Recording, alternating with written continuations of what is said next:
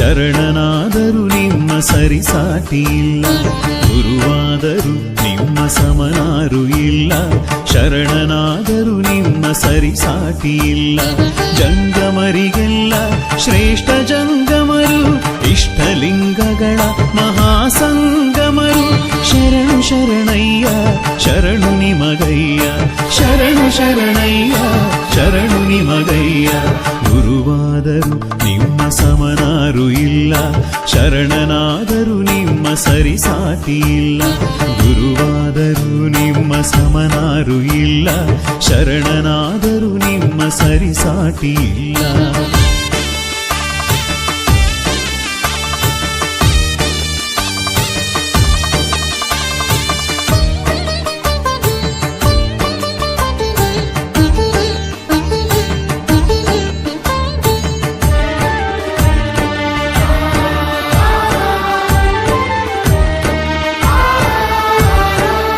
ಮೆಟ್ಟಿದಾದರೆ ಪಾವನವಯ್ಯ, ನೀವಿರುವ ಪುರವೇ ಕೈಲಾಸವಯ್ಯ. ಶರಣ ಹೃದಯಗಳೇ ನಿವಾಸವಯ್ಯ, ಭಕ್ತ ಜನ ಸೇವೆ ಕಾಯಕವಯ್ಯ. ನಿಮ್ಮ ಉಪದೇಶ ವೇದಗಳ ಮಂತ್ರ, ಗುರುವಿನುಪದೇಶ ಶಾಸ್ತ್ರಗಳ ತಂತ್ರ. ನಿಮ್ಮ ಉಪದೇಶ ವೇದಗಳ ಮಂತ್ರ, ಗುರುವಿನುಪದೇಶ ಶಾಸ್ತ್ರಗಳ ತಂತ್ರ. ಶಿವನೊಳಗೆ ನೀವು ನಿಮ್ಮೊಳಗೆ ನಾವು, ಶಿವನೊಳಗೆ ನೀವು ನಿಮ್ಮೊಳಗೆ ನಾವು. ಗುರುವಾದರೂ ನಿಮ್ಮ ಸಮನಾರು ಇಲ್ಲ, ಶರಣನಾದರೂ ನಿಮ್ಮ ಸರಿಸಾಟಿ ಇಲ್ಲ. ಗುರುವಾದರೂ ನಿಮ್ಮ ಸಮನಾರು ಇಲ್ಲ, ಶರಣನಾದರೂ ನಿಮ್ಮ ಸರಿಸಾಟಿ ಇಲ್ಲ.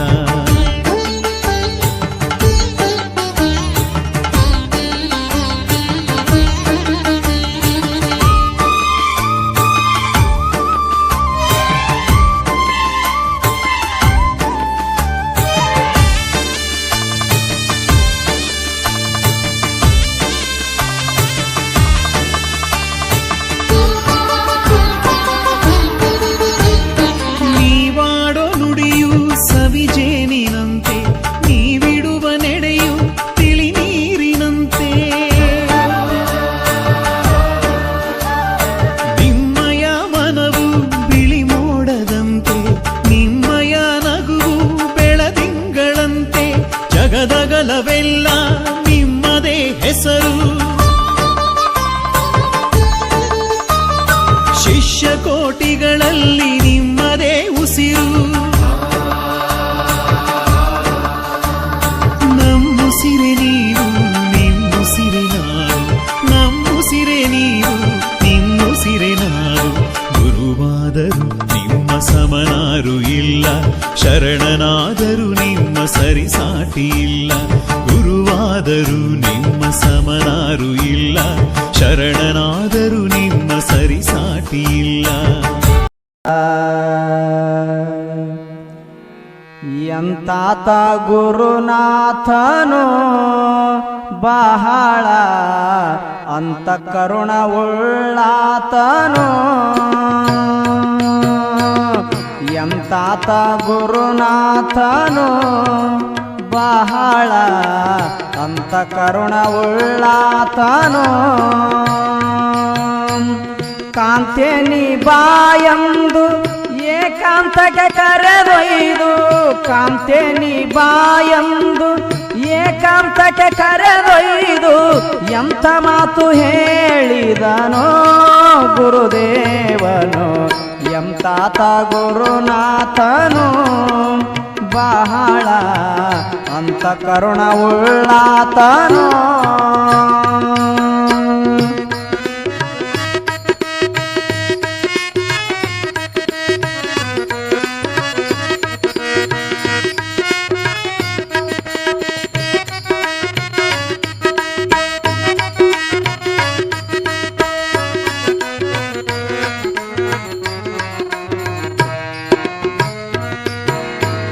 ಸಾಧುರನು ನೆನೆಯಂದನು ಅವರ ಪಾದಕ್ಕೆ ಎರಗೆಂದನು. ಸಾಧು ಗುರನು ನೆನೆಯಂದನು ಅವರ ಪಾದಕ್ಕೆ ಎರಗೆಂದನು ಸಾಧು ಸತ್ಪುರುಷರ ಭೇದವ ತಿಳಿದರೆ ಸಾಧು ಸತ್ಪುರುಷರ ಭೇದವ ತಿಳಿದರೆ ಬಾಧೆ ನಿನಗಿಲ್ಲೆಂದನೋ ಗುರುದೇವನು ಎಂತಾತ ಗುರುನಾಥನು ಬಹಳ ಅಂತ ಕರುಣವುಳ್ಳಾತನು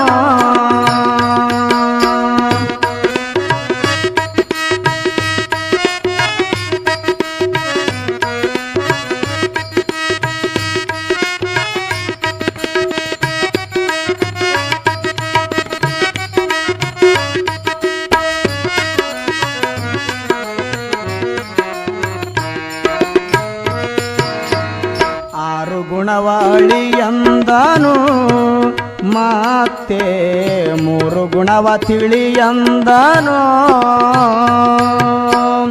ಆರು ಗುಣವಳಿಯಂದನು ಮತ್ತೆ ಮೂರು ಗುಣವ ತಿಳಿಯಂದನು ಆರು ಮೂರು ಒಂಬತ್ತು ಭೇದವ ತಿಳಕೊಂಡು ಆರು ಮೂರು ಒಂಬತ್ತು ಭೇದವ ತಿಳಕೊಂಡು ಪಾರಾಗಿ ನಡಿಯಂದನೋ ಗುರುದೇವನು ಎಂತಾತ ಗುರುನಾಥನು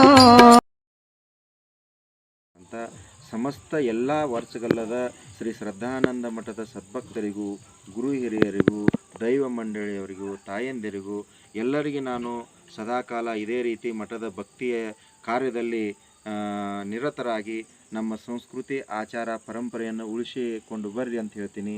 ಅದಕ್ಕೆ ಈ ಕಾರ್ಯಕ್ರಮ ನಡೆಸಿಕೊಂಡಂಥ ಎಲ್ಲ ನನ್ನ ವರ್ಷಗಳ ಸದ್ಭಕ್ತರಿಗೆ ನಾನು ಎಷ್ಟು ಧನ್ಯವಾದಗಳು ಹೇಳಿದರೂ ಸಾಲದು.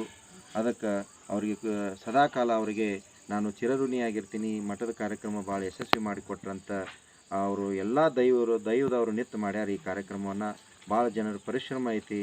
ಕೇವಲ ಒಂದು ವಾರದಲ್ಲಿ ಎಲ್ಲರೂ ಏನಂತಂದ್ರೆ ತಮ್ಮ ವೈಯಕ್ತಿಕ ಕೆಲಸ ಕಾರ್ಯಗಳನ್ನು ಬದಿಗೊಟ್ಟು ಈ ಶ್ರದ್ಧಾನಂದ ಮಠದ ಜಾತ್ರಾ ಮಹೋತ್ಸವ ವೇದಾಂತ ಪರಿಷತ್ ಕಾರ್ಯಕ್ರಮದಲ್ಲಿ ಪಾಲ್ಗೊಂಡು ಎಲ್ಲರೂ ಜನ ಸೇವೆಯನ್ನು ಮಾಡಿದ್ದಾರೆ. ಈ ಕಾರ್ಯಕ್ರಮ ಭಾಳ ಅದ್ದೂರಿಯಾಗಿ ಯಶಸ್ವಿಯಾಗಿ ಮೂಡಿ ಬಂತು. ಒಂದು 3-4 ಸಾವಿರ ಜನ ಎಲ್ಲರೂ ಈ ಕಾರ್ಯಕ್ರಮದಲ್ಲಿ ಪಾಲ್ಗೊಂಡಿದ್ದರು.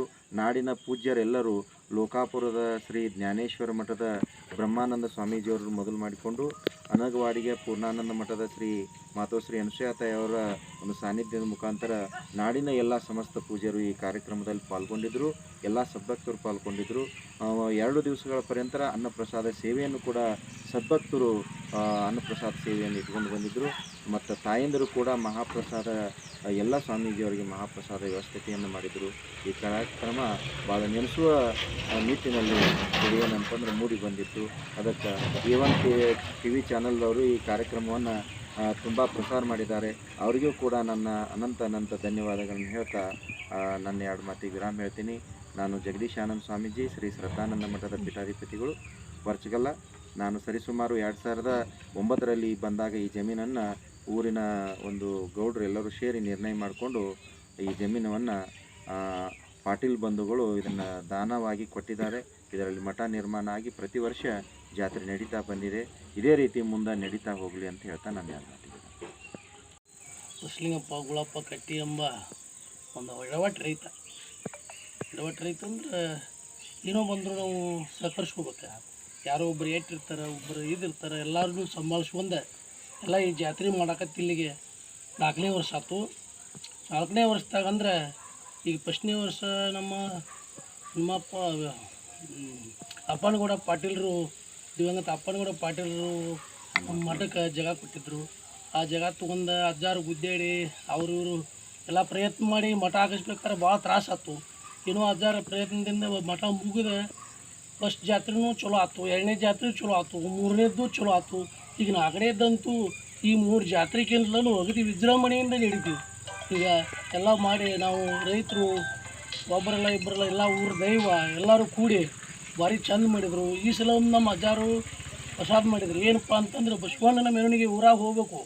ಬಸವಣ್ಣ ಅಂದ್ರೆ ದೊಡ್ಡವ ದೇವ್ರಿದ್ದಂಗೆ ಅಂತೇಳಿ ಎಲ್ಲ ಊರಾಗ ಬಸವಣ್ಣನ ಪಾದರಾಕ್ಷಿಗಳು ಊರೆಲ್ಲ ಅಡ್ಡಾಡಿದ್ರೆ ಊರಿನ ರೈತರೆಲ್ಲರೂ ಬಸವಣ್ಣನ ಮತ್ತು ಫೋಟೋ ದೇವ್ರು ಅಂತೇಳಿ ಎಲ್ಲ ಓಣಿಗೆ ನೀರು ಬಸವಣ್ಣನ ಕಾಲಿಗೆ ಹಾಕಿದ್ರು. ಊರೆಲ್ಲ ಸಂಪಾತು. ಅದು ಮೊದಲೇ ದಿವಸ ಸ್ಥಾಪನೆ ಮಾಡುವಾಗ 24ನೇ ತಾರೀಕು ದಿವಸ ಮಳೆ ಬಂತು. ನಮ್ಮಲ್ಲಿ 23ನೇ ತಾರೀಕಿಗೆ ಮಳೆ ಬಂತು. ನಾಳೆ ಹಿಂಗೆ ಮಳೆ ಐತಿರ ಜಾತ್ರೆ ಹೆಂಗೆ ಅಂದೆವು. 2 ದಿನ ಎಲ್ಲ ಬಿಡು ಕೊಟ್ಟ ಅಗದಿ ವಿಜೃಂಭಣೆಯಿಂದ ಜಾತ್ರೆ ಆಯ್ತು. ಇವತ್ತಿಗೆಲ್ಲ ಕ್ಲಿಯರಾಗಿ ಆರಾಮ್ ಕೂತೀವಿ. ಅಜ್ಜಾರು ನಾವು ಕುಡಿಯ ಇಷ್ಟೇ ನನ್ನ ಮಾತು. ಸೋಮನಕೊಪ್ಪದ ಶ್ರದ್ಧಾನಂದಪ್ಪಂಗಳ ಚರಣಗಳಲ್ಲಿ ಭಕ್ತಿ ಪ್ರಣಾಮಗಳನ್ನು ಯಾವತ್ತು ಸಲ್ಲಿಸಿ ಸುಕ್ಷೇತ್ರ ಬಾಗಲಕೋಟೆ ಜಿಲ್ಲೆ ಮುಧೋಳ ತಾಲೂಕಿನ ಲೋಕಾಪುರ ಸಮೀಪ ಸುಕ್ಷೇತ್ರ ವರ್ಷಗಲ್ ಗ್ರಾಮದಲ್ಲಿ ಶ್ರೀ ಶ್ರದ್ಧಾನಂದ ಮಠದಲ್ಲಿ 4ನೇ ವರ್ಷದ ವೇದಾಂತ ಪರಿಷತ್ ಹಾಗೂ ಜಾತ್ರಾ ಮಹೋತ್ಸವವನ್ನು ಸಮಸ್ತ ವರ್ಷಗಲ್ಲದ ಸದ್ಭಕ್ತರು, ದೈವ ಮಂಡಳಿ, ಗುರು ಹಿರಿಯರು ಎಲ್ಲರೂ ಸೇರಿ, ತಾಯಂದಿರು ಎಲ್ಲರೂ ಸೇರಿ ಒಂದು 4ನೇ ವರ್ಷದ ವೇದಾಂತ ಪರಿಷತ್ ಹಾಗೂ ಜಾತ್ರಾ ಮಹೋತ್ಸವ ಕಾರ್ಯಕ್ರಮವನ್ನು ಇದೇ ಮೇ ತಿಂಗಳು 24 ಮತ್ತು 25 2 ದಿವಸಗಳ ಪರ್ಯಂತರವಾಗಿ ಬಹು ವಿಜೃಂಭಣೆಯನ್ನು ಮಾಡ್ಕೊಂಡು ಬಂದರು. ನಾವು ಊಹಿಸಿರಲಿಲ್ಲ.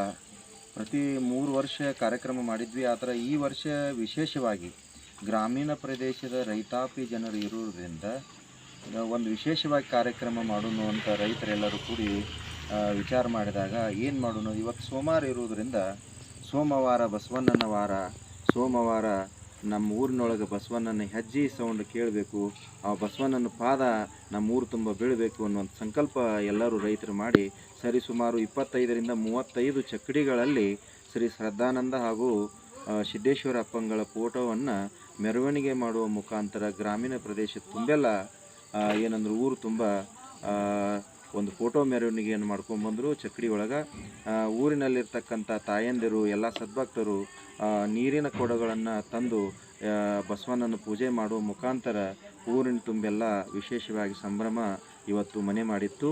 ಎಲ್ಲರೂ ಭಾಳ ಸಂತೋಷ ಆಯಿತು. ಇವತ್ತು 4ನೇ ವರ್ಷದ ಕಾರ್ಯಕ್ರಮ ಬಹಳ ವಿಜೃಂಭಣೆ ಇತ್ತು. ನಾವು ಈ ಥರ ಆಗ್ತೈತಿ ಅಂತ ಊಹಿಸಿರಲಿಲ್ಲ. ಆದರೆ ಇಷ್ಟು ಚೆನ್ನಾಗಿ ಮೂಡಿ ಬಂತು ಅಂತ ಎಲ್ಲರೂ ಸಂತೋಷದಿಂದ ಈ ಕಾರ್ಯಕ್ರಮವನ್ನು ನಡೆಸಿಕೊಟ್ರು. 4 ವರ್ಷದಿಂದ ಕೂಡ ಹೀಗೇನೆ ಮಾಡ್ಕೊಂಡು ಬರ್ತಾ ಇದ್ದೀರಾ? 4 ವರ್ಷ ಕೇವಲ ವೇದಾಂತ ಪರಿಷತ್ತು ಹಾಗೂ ಜಪಯಜ್ಞೆ ಮಾತ್ರ ನಡೀತಿತ್ತು. ಊರೊಳಗೆ ಫೋಟೋ ಮೆರವಣಿಗೆ ಹಾಗೂ ಬಸವಣ್ಣನ ಮೆರವಣಿಗೆ ನಡೀತಿರಲಿಲ್ಲ. ಈ ವರ್ಷ ಬಸವಣ್ಣನ ಮೆರವಣಿಗೆ ಮಾಡುವ ಮುಖಾಂತರ ವಿಶೇಷ ಕಾರ್ಯಕ್ರಮವನ್ನು ಗ್ರಾಮೀಣ ಪ್ರದೇಶ ಜನರು ಭಾಳ ಸಂತೋಷ ಸಂಭ್ರಮವನ್ನು ಆಚರಣೆ ಮಾಡಿದರು. ಗ್ರಾಮದಲ್ಲಿ ರಾಮನಗೌಡರು ಮತ್ತು ನಿಂಗನಗೌಡ ಪಾಟೀಲ್ ಗೌಡರು ಈಗ ಜಾತ್ರೆ ನಿಮಿತ್ತವಾಗಿ ಎಲ್ಲ ರೀತಿಯಿಂದ ಸಹಕಾರ ನಮಗೆ ಮಾಡಿದರು.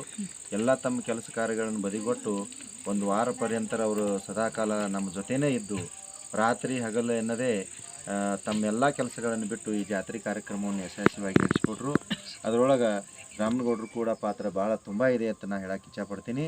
ಗೌಡರು ಏನಂದ್ರೆ ಎತ್ತಿನ ಬಂಡಿ ಬಗ್ಗೆ ಎಲ್ಲ ಚರ್ಚೆ ಮಾಡಿ ಆ ಕಾರ್ಯಕ್ರಮವನ್ನು ನಡೆಸಿಕೊಟ್ರೆ. ಗೌಡ್ರು ಯಾವ ರೀತಿಯನ್ನು ಇದನ್ನು ಕಾರ್ಯಕ್ರಮ ಮಾಡ್ಬೇಕಂತ ಮಾಡಿದ್ರಿ? ಮೊದಲು ಮುಂಚಿತವಾಗಿ ಏನು ಯೋಚನೆ ಮಾಡಿದ್ರಿ ಕಾರ್ಯಕ್ರಮದ ಬಗ್ಗೆ? ಈಗ 4 ವರ್ಷ ಅಂತ ನಾವು ಮಾಡ್ಕೊತ ಬಂದಿವ್ರಿ ಜಾತ್ರೆ. ಈ ಸಲ ಏನೋ ಒಂದು ಅಜ್ಜಾರ ಸಮ್ಮುಖದಲ್ಲಿ ಮಾಡೋಣ ಅಂತೇಳಿ ಇದನ್ನ ಮಾಡೋಣ. ಅದಕ್ಕೆ ಒಟ್ಟು ರೈತರು ಮಾತಾಡ್ಕೊಂಡು ಎಲ್ಲ ಇದನ್ನ ಮಾಡಿ ಊರನ ಮಂದಿ ಎಲ್ಲ ದೈವದ ಮಂದಿ ಎಲ್ಲ ನಿಂತು ಮಾಡಿದ್ವಿ. ಇದರ ಎತ್ತಿಂದ ಏನು ವಿಶೇಷ? ಅದರ ಬಗ್ಗೆ ಏನು ವಿಶೇಷ? ಏನೋ ಒಂದು ಊರಾಗ ಪಾದ ಇಡಿಸ್ನು ಅಂತೇಳಿ ಸೋಮವಾರ ದಿವಸ ಬಸವನ ಪಾದ ಇಡಿಸ್ನು ಅಂತೇಳಿ ಇದನ್ನ ಮಾಡಿದ್ರಿ. ಅದೊಂದು 2 ಜಾತ್ರೆ ಎಲ್ಲ ಮಂದಿ ನಿಂತು ಮಾಡ್ತೀವಿ. ಭಾಳ ಸಂತೋಷ. ಗೌಡರು ಅದ್ರ ಜೊತೆ ಎಲ್ಲ ಸಹಾಯ ಸಹಕಾರ ನೀಡಿದರು. ಆ ರೀತಿ ಕಾರ್ಯಕ್ರಮ ಮುಂದಿನ ಸದಾಕಾಲ ನಡೀಲಿ. ಅವರು ತುಂಬ ಪಾತ್ರ ಐತಿ ಅದರೊಳಗೆ ಅಂತ ಹೇಳ್ತಾ ಗೌಡರಿಗೆ ಧನ್ಯವಾದ. ಧರ್ಮಕ್ಕಾಗಿ, ದೇಶಕ್ಕಾಗಿ, ಸಂಸ್ಕೃತಿಗಾಗಿ, ಆಧ್ಯಾತ್ಮಿಕವಾಗಿ, ನಮ್ಮ ಮುಂದಿನ ಪೀಳಿಗೆಗಾಗಿ ಒಳ್ಳೆಯ ಉದ್ದೇಶಕ್ಕಾಗಿ ದಾನ ಮಾಡ್ತೇವೆ. ಅದು ಶ್ರೇಷ್ಠವಾದ ದಾನ. ದಾನ ದಾನ ದಾನ ಅಂತೇಳಿ ಏನಾರ ಹೇಳ್ತೀರಿ, ದಾನ ಮಾಡಿಸ್ಕೊಂಡ್ಕೇರಿ ಏನಾರ ಮಾಡೋದಕ್ಕೆ ದಾನ ಅಂತ ಬರುವುದಿಲ್ಲ. ಅದು ಮೋಸ ಆಗ್ಬೇಕು.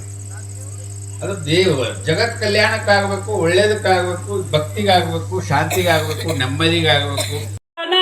ಮಂಗಳ ಪ್ರೋದಿಗೆ ಕೋಹಗಿಗೆ ಕಪಾಟಿಗೆ ಮಂಗಳ, ಸಾಧು ಸಜ್ಜನರಿಗೆ ಮಂಗಳ, ಸರ್ವರಿಗಾಗಲಿ ಮಂಗಳ ನಿತ್ಯ, ಸರ್ವರಿಗಾಗಲಿ. ಭಕ್ತಿಲಿ ಬಾತಮ್ಮ ಬಾಯಿಲಿ ನುಡಿ ನೀನು ಶಿವನಾಮ, ಭಕ್ತಿಲಿ ಬಾತಮ್ಮ ಬಾಯಿಲಿ ನುಡಿ ನೀನು ಶಿವನಾಮ, ಮೂಲ ತಿಳಿಯಲಾರದೆ ನಂಬಲಾರದ ನಂಬಿ ನಿಂತಿದಿ ಬಂದ ಮೂಲ ತಿಳಿಯಲಾರದೆ ನಂಬಲಾರದ ನಂಬಿ ನಿಂತಿದಿ ಜ್ಞಾನವಿಲ್ಲದ ಬಾಳಿ ನೀನು ಜಗದೊಳು ಕುರುಡಾದೆ ಜ್ಞಾನವಿಲ್ಲದ ಬಾಳಿ ನೀನು ಜಗದೊಳು ಕುರುಡಾದೆ ಭಕ್ತಿಲೆ ಬಾತಮ್ಮ ಬಾಯಿಲೆ ನೋಡಿ ನೀನು ಶಿವನಾಮ